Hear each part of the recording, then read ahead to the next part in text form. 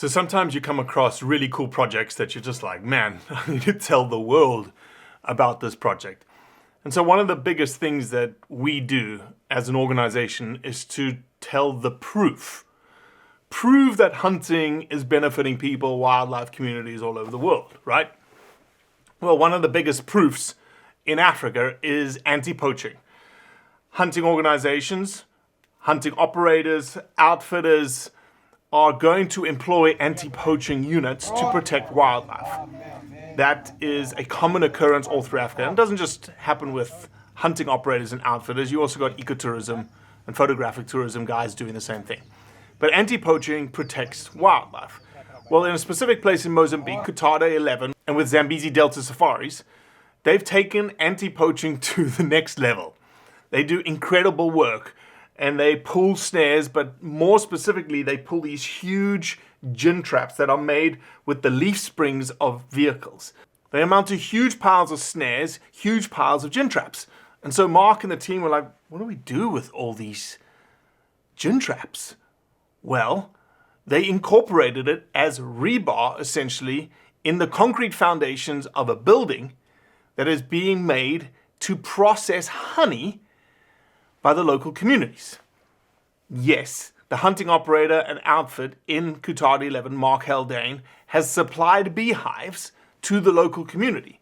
Well, the missing step between the beehives and being able to sell honey to the local towns, local communities, as well as the clients, is they needed somewhere to process the honey.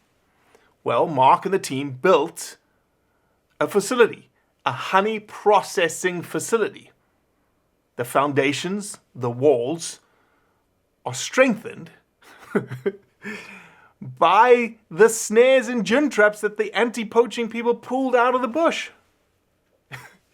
What a cool story. What a cool convergence of benefits. So the Community Bee project that Mark started has 2 permanent staff members from the local community, has a vehicle, employs the bee shepherds, which are women out of the community that are typically marginalized from getting any jobs. The honey then is processed. The shepherds are, looking after the hives.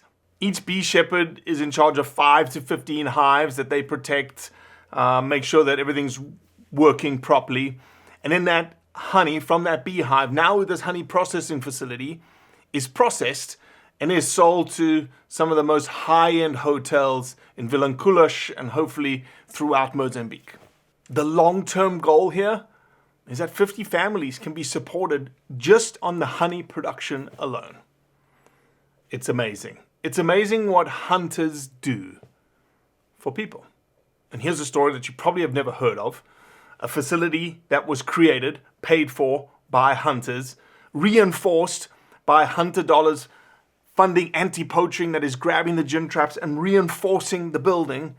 And now the building is able to store the materials for the honey making, store any maintenance stuff for the honey hives, process the honey, bottle the honey, label the honey, and create this amazing economic ecosystem that in the future hopefully supports 50 families. Absolute kudos. Zambezi Delta Safaris, all the clients, all the hunters. What a story.